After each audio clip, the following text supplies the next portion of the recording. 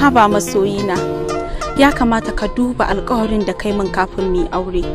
Kar ka manta auren soyayya fa mukai ba auren kiyayya ba.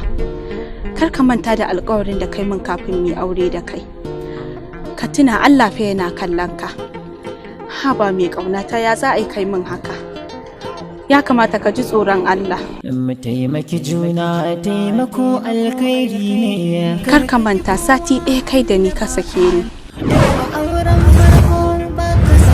Ka ji tsoron Allah, miƙiyana za su yi min dariya. Da na aure ki na sake ki a sati ɗaya, kin yi min ne? Mai sake auren ba za ka zama mai kima ba. Ko kin manta da na aure ki ban samu abin da nake bukata ba. Dalilin da yasa na sake ki, kin yaudare ni da abubuwa da dama. Kin cuce ni da abubuwa da dama. Kin sa na yi asarar kuɗi na a banza. Kin sa na kama gurin fati a banza.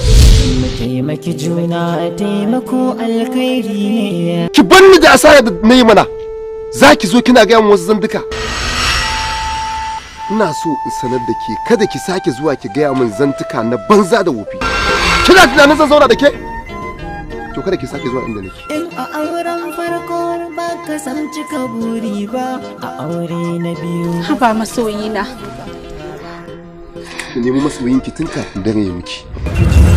Taimako alkhairi ne.